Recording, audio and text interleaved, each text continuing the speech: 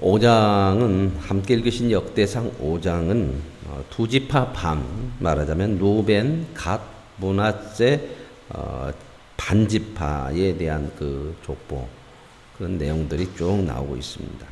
이 두 지파 반, 루벤, 갓, 므낫세 반지파, 2분의 1지파, 이 두 지파 반은 어디 사는 사람들이에요? 요단 동쪽에 있는 사람이죠. 요단강 건너가기 전에 동쪽에 그 여호수아가 가나안을 정복할 때에 요단 동쪽을 정복을 먼저 하고 들어가죠. 가나안 땅을 요단강을 건너서. 그럴 때에 이 지파들이 우리는 여기를 날라 그랬던 기억들을 하시죠. 그래서 그 가나안 땅을 정복하고 나서 그들에게 이제 요단 동쪽의 땅을 주었는데, 이 두 지파 반, 여기 루벤, 갓, 므낫세 반지파, 이제 이 지파들, 동쪽 땅에 거주하는 지파들에 대한 그 족속들, 그 족보들이 쭉 나오고, 그 다음에 6장에 와서는 이제 네위 지파에 대한 이야기가 나와요. 특별히 이제 이 6장은 전체가 다 네위 지파에 대한 이야기인데, 이 네위 지파를 이렇게 할애를 많이 해서 자세하게 설명하는 이유는 이 사람들이 성전에서 제사장과 봉사하는 자들이기 때문에 더 이렇게 중요하게 말씀을 하고 있습니다. 오늘 이제 이 두 부분을 같이 보시도록 하죠. 5장 1절입니다. 이스라엘의 장자 누벤의 아들들은 이러하니라. 자, 이스라엘의 장자는 누벤이죠. 그렇죠? 장자인데 앞에서 우리가 유다가 먼저 나오고, 오늘 여기서는 장자임에도 불구하고 뒤에 나와요. 그러면서 그 이유를 밝히는데, 누벤은 장자라도 그의 아버지의 침상을 더럽혔으므로 장자의 명분이 이스라엘의 아들 요셉의 자손에게로 돌아가서 족보의 장자의 명분대로 기록되지 못하였다. 이 누벤은 장자임에도 아버지의 첩과 가늠하죠. 이런 일로 인하여서 누벤은 장자의 직분을 잃어버려요. 그러니까 우리에게 하나님이 주신 좋은 것들을 잃어버리지 않으려면 우리는 죄로부터 멀어져야 돼요. 죄를 짓지 않는 그런 삶을 살아갈 때에 물론 인간이 죄를 안 짓고 살 수 없어요. 그러나 우리가 하나님이 주신 은혜와 복들을 누리려면 이 죄로부터 멀어져야 되는 거죠. 이 장자로서 하나님께서 주실 직분, 장자는 갑절이거든요, 모든 것에. 그럼에도 불구하고 이 장자로서 이 부끄러운 일들을 행해서 누벤은 장자로서 받을 하나님의 은혜와 복을 받지 못해요. 그리고 이제 그 장자의 복이 누구에게로 돌아갔다고 나와요? 요셉 자손이죠. 왜 요셉 자손에 돌아갔냐? 이제 이게 바로 그 야곱이 자기 아들들을 축복할 때에 요셉에게는 손주 두 사람, 에브라임과 므낫세 두 자손에게 자기 아들로 입적해서 축복을 두 자식에게 하죠. 두 손자에게. 그러니까 복이 갑절로 간 거잖아요. 그래서 장자의 명분이 요셉에게로 돌아갔다. 성경은 지금 그렇게 얘기를 하고 있는 겁니다. 원래는 이게 누구에게로 가야 되는데? 누벤에게 가야 되는 거죠. 오늘 저와 여러분에게 하나님이 주시는 은혜들이 놓쳐지지 않는, 그래서 받고 누릴 수 있는 하나님 앞에 충성된 하나님의 백성들이 되어줄 수 있기를 원합니다. 그리고 이제 2절에서는 유다는 뛰어나서 주권자가 유다에게서 나와요. 그러죠? 유다를 통해서 이제 하나님의 이런 주권자들을 이루어가는데, 그럼에도 이제 장자는 아니다. 장자의 그 명분, 직분은, 장자의 그 몫은 요셉에게로 갔다. 이제 그렇게 얘기를 하고 있는 거죠. 그러면서 이제 이렇게 서론을 이야기하고 이제 누벤 지파에 대한 그 족보를 쭉 이야기하고 있습니다. 그러고 나서 이제 다음에 요단 동쪽에 살고 있는 또 한 지파 갓 지파에 대한 이야기가 나오죠. 11절부터 이제 갓 지파가 쭉 나와요. 그래서 갓 지파의 그 조상들에 대한 그 족보를 쭉 얘기하고, 18절에는 또 한 번 누벤 자손과 갓 사람과 므낫세 반지파에서 싸움에 나갈 만한 용사, 이게 군인들은 44,760명이었더라. 동쪽에 거주하는 두 지파 반, 이 사람들에 대한 이야기를 하는데, 그들이 이제 하갈 사람과 이제 전쟁을 했는데 하나님 앞에 구해서 하나님 앞에 부르짖어서 그 전쟁에서 승리했더라. 그러니까 그들의 삶의 승리는 어디에 있다? 하나님께 있다는 거예요. 여기서 하갈 사람은 누구냐면 하갈이 누군지 아시죠? 누구의 하갈이? 이스마엘의 어머니. 말하자면 사라가 몸종으로 준 여인 있죠. 아닌가요? 네. 몸종으로 준 여인에게서 이스마엘이 나잖아. 약속을 믿지 못하고 사라가 자기 몸종 하갈을 주어서 거기에서 이스마엘이 태어났고 그 태어난 이스마엘이 이스라엘과 이렇게 대적한다는 거야. 우리가 하나님의 말씀을 듣지 않으면 꼭 그게 뭐가 되더라? 화근이 됩니다. 그 얘기 제가 지금 몇 번 얘기 드렸죠. 수요일 날 말씀드리죠. 가사, 가드, 아스돗. 그 작은 거, 조금 남았더라 한 걸 그걸 제대로 처리를 못해서 시간이 흘러서 엄청난 화근으로 강한 자로 하나님의 백성을 무너뜨리는 것으로 돌아오게 되는 것들을 우리가 보자.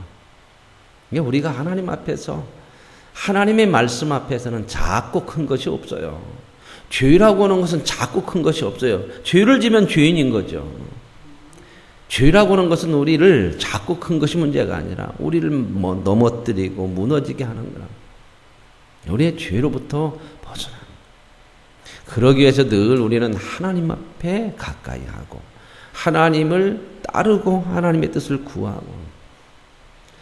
이게 무엇을 할 때에 여러분들이 늘 그런 생각을 좀 하시면 좋겠어요. 먼저 내가 이 이야기를 하든 이 말을 하든 이 일을 하든 이 결정을 하든 하나님이 기뻐하실까? 여기다가 초점을 두고 하시면 좋겠어요. 봉사를 하더라도 그래요. 봉사를 하더라도 이런 마음들이 잘못 없으면요, 봉사하고 나면 흥분 마음이 생기냐면 나는 했는데 너는 안 해. 그러면은 잡으려고 그래. 그냥 잡으려고. 그래서 드러내면서 자기를 알아달라고 막 이렇게 하면 하나님 은혜 못 받아요. 무슨 은혜를 못 받냐? 그 봉사를 통해서 하나님이 우리를 믿음으로 키워내는 은혜를 못 받아. 오히려 그 봉사가 자기 믿음을 더 떨어뜨려 놓는단 말입니다. 제가 늘 말씀드리죠. 일보다 더 중요한 게 그 일을 통해서 하나님이 뭘 하시기를 원하시느냐 하는 것을 알지 못하면 늘 넘어져요. 어떤 모임에서도 여러분 이야기할 때 늘 그런 생각을 하세요. 무슨 이야기를 하고 뭔 안건을 내놓을 때에 그냥 내 생각을 얘기하지 말라고 하죠. 자꾸 사람은 자기 생각을 나올 수밖에 없어요. 본성이. 그런데 우리는 믿음의 사람이니까 내 생각을 얘기하기 전에 늘 뭔 생각을 하냐면 하나님이 기뻐하시는 것이 뭘까? 내가 이렇게 얘기하면 이게 하나님이 좋아하실까? 하나님이 원하시는 것일까? 내가 이런 행동이나 이런 판단을 하면 하나님이 좋아하실까? 여기에다 중심을 두세요. 내 생각은 그래요. 나는 그냥 내 마음이 그러니까 그렇게 할 거예요. 그렇게 하는 거기를 우리는 믿음으로 자꾸 살으라는 게 바로 그거란 말입니다. 믿습니다가 아니라 그것을 그런 삶, 행동, 어떤 말 한마디, 어떤 감정을 다스리는 것, 내 마음을 다스리는 이런 모든 것들이 하나님이 기뻐하실까? 하나님이 원하신 것일까? 하나님이 좋아하실까? 그냥 뭉뚱그려서 전체를 얘기하면 이게 하나님의 뜻일까? 이런 훈련을 자꾸 하란 말입니다. 그래야 내가 하나님의 뜻을 이루어가는 하나님의 사람으로서 세워져 가는 거거든요. 그렇지 않으면 늘 사람의 생각이 나와요. 이런 사람의 생각들이 나오면 하나가 안 돼요. 문제가 일어나요, 문제가. 그래서 이런 훈련들을 꼭 해야 돼요. 무슨 일을 할 때마다 이런 훈련들을 늘 기도하시면서도 하나님, 내가 어떤 일을 하고 어떤 말을 하고 어떤 결정을 할 때에도 하나님이 기뻐하시는 것을 먼저 생각하고 그것이 무엇인지를 살피고 그 뜻을 알 수 있게 해주십시오. 이런 기도예요. 그래야 복이 되죠. 내가 하는 일들이. 하고 나서도 복이 안 되면 안 되잖아요. 이런 것이 안 되면 복이 안 될 뿐만 아니라 뭐가 되냐? 하나님의 일을 막아. 그런 결과가 와요. 나는 하나님의 뜻대로 뭔가를 열심히 한다고 생각하면서 하나님의 일을 한다고 하는데도 하나님의 일을 막는 결과들이 종종 와요. 우리가 이런 부분들을 자꾸 믿음으로 키워가는 거거든요. 믿음으로 산다고 하는 것이 바로 그런 거거든요. 그래서 이제 이들은 이제 하갈 사람들하고 이렇게 싸울 때에 여기서도 보면 하나님께 의뢰하고 부르짖었더니 하나님이 그들에게 응답했더라. 늘 하나님을 향하는. 그리고 이제 23절 이하에는 므낫세 반지파의 자손들의 이야기죠. 두 지파 얘기하고 나머지 반지파에 대한 이야기 쭉 나왔어요. 그래서 이제 5장은 요단강 동쪽 두 지파 반의 족보. 그 이야기가 쭉 나와 있고, 이제 6장으로 넘어오면 전부 네위 지파에 대한 족보가 쭉 나와요. 그래서 네위라고 하는 사람의 그 지파의 아들이 셋이다. 게르손, 그핫, 무라리. 이제 그 중에서 이제 이 그핫의 아들들은 먼저 이제 그핫이 두 번째인데 그핫이 먼저 나오죠, 그죠? 그러면 그핫이 두 번째잖아요. 게르손이 큰 아들 그핫. 그 다음에 무라리 이렇게 나오는데 그 다음부터는 2절부터는 그핫의 아들은 아므람, 이스알, 헤브론, 우시엘이요. 이 아들 중에서 이제 아므람의 자녀는 아론과 모세와 이 이야기를 하고 싶어서 먼저 내놓는 거예요. 이 세 아들 중에 이 그핫의 자손에게서 제사장 직분을 맡을 사람들이 나와요. 그게 이제 아론, 모세의 형이죠. 그 다음에 모세, 그리고 여동생 미리암. 그래서 이제 이 아론의 자녀부터 쭉 나오잖아요. 모세가 아니고 아론의 자녀. 이 아론의 자녀는 누굴까요? 무슨 직책을 맡아요? 제사장 직분이잖아요. 특별히 아론에게는 대제사장의 직분을 맡는. 그래서 이 아론 밑으로 나오는 나답, 아비오, 엘르아살, 이다말 이건 전부 제사장들 얘기예요. 제사장의 이름들이 이제 쭉 이어서 제사장직을 하는 그런 이름들이 쭉 나오는 거예요. 그래서 이제 10절에 보면 요하나는 아사라를 낳았으니 아사라는 솔로몬이 예루살렘에서 세운 성전에서 제사장의 직분을 행한 자더라. 그래서 성전에서 제사장 직분을 행한 때는 솔로몬 때부터죠. 그죠? 당연하죠. 왜요? 그 전에서는 회막이 있었죠. 회막. 성전이 아니고 천막으로 지어진. 근데 정식 이런 건축, 성전을 건축한 것은 솔로몬 때부터니까 성전에서 제사장 직분을 행한 사람은 여기 보면 아사라더라. 이제 이렇게 이제 얘기를 하고 있습니다. 이제 그런 내용들이 쭉 나오고요. 15절에는 여호와께서 느부갓네살 손으로 유다와 예루살렘 백성을 옮기실 때에, 유다와 예루살렘을 백성을 옮겼다 하는 것은 뭘까요? 포로죠. 바벨론 포로. 근데 표현을 보세요. 표현을. 바벨론 포로인데 포로라고 하는 것은 나라가 망해가지고 다 포로로 잡혀간 거 아니에요. 그렇죠? 나라가 망해서 포로로 잡혀갈 때 이렇게 하고 뭐라고 표현해요? 옮겼다는 거예요. 하나님이 이스라엘 백성들을 그렇게 하나님 앞에 돌아와라. 너희들이 드리는 제사나 예배가 잘못됐다. 그렇게 하면 안 된다. 아무리 얘기해도 안 되죠. 그죠? 안 돌아와. 우리가 뭐가 잘못했습니까? 그러니까 하나님은 어떻게 해요? 그 땅을 깨끗하게 만들려면 먼저 옮겨놔야지. 그죠? 쉽게 얘기하면 집 리모델링 하려면 도배라도 하고 리모델링해서 깨끗하게 새 집 만들려면 어떻게 해요? 그 안에 있는 집 다 비워놓고 깨끗하게 만들어 놓고 짐 들여놓죠. 그렇게 생각하면 위에가 쉬울란가요? 하나님이 이스라엘 백성들을 다 그쪽으로 옮겨놔. 바벨론으로 포로로 가게 하지만 그리고 거기 다 정리해. 그리고 옮겨간 그 짐들도 어떻게 해요? 여러분 짐 한번 옮겨놓으면 리모델링 깨끗이 해가지고 짐 그대로 넣어요, 안 넣어요? 그렇죠. 털죠. 먼지 있는 거 다 털고 버릴 것 버리고 정리해서 집어넣지 그냥 똑같이 안 집어넣어요. 하나님이 이렇게 옮겨서 여기 이스라엘 나라 땅도 깨끗하게 만들고 옮긴 백성도 다듬고 깨끗하게 털어서 갖다 놓아요. 근데 이걸 이해를 못하니까 왜 하나님의 백성이 포로가 됩니까? 이러고 그냥 예레미야를 죽이려고. 사람은 뭐야? 자기 편한 것이 좋고 자기 원하는 것이 좋아. 이게 본성이에요, 본성. 자기 유익. 그래서 신앙의 훈련이라는 건 이런 것들을 훈련하는 거야.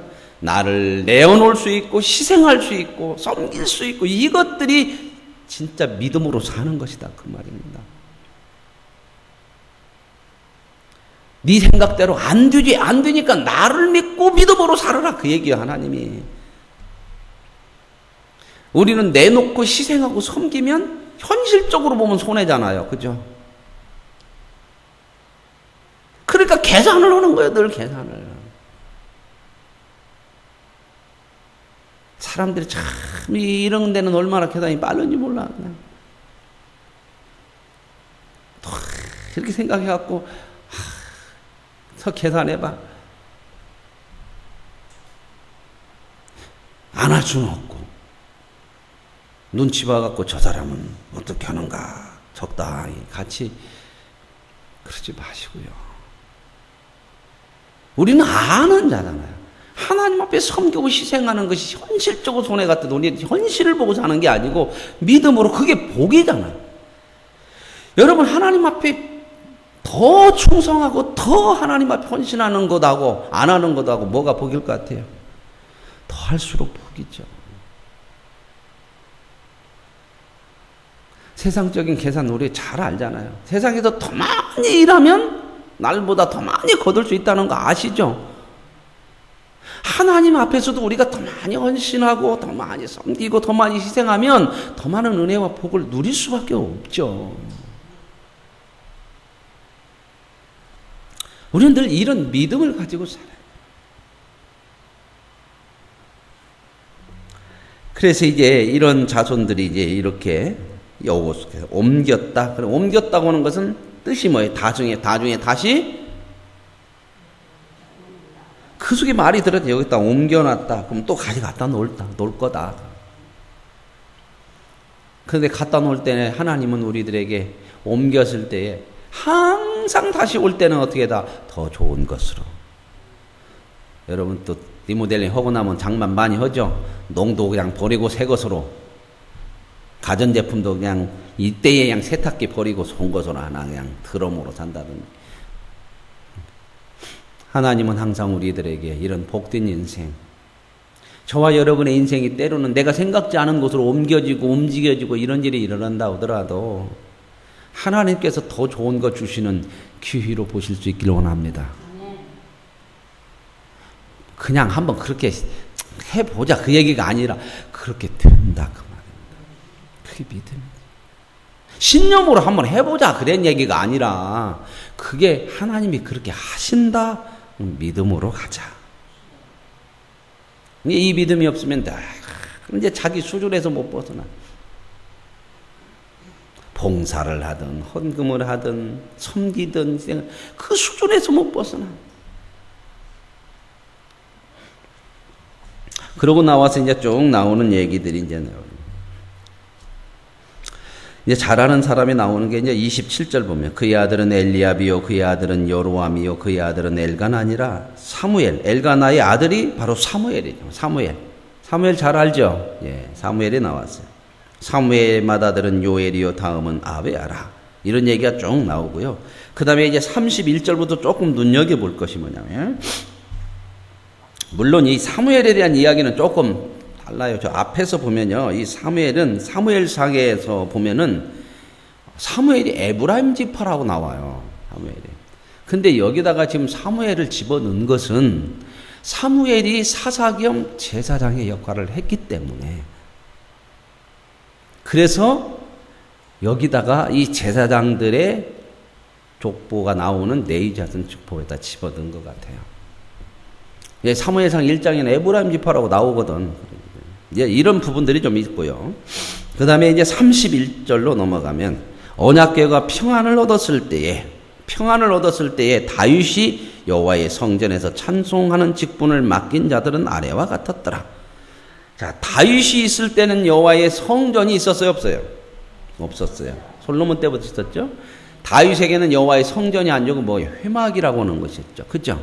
그런데 여기서 보면은 언약궤가 평안을 얻었다 이렇게 표현하는 것은 뭐예요?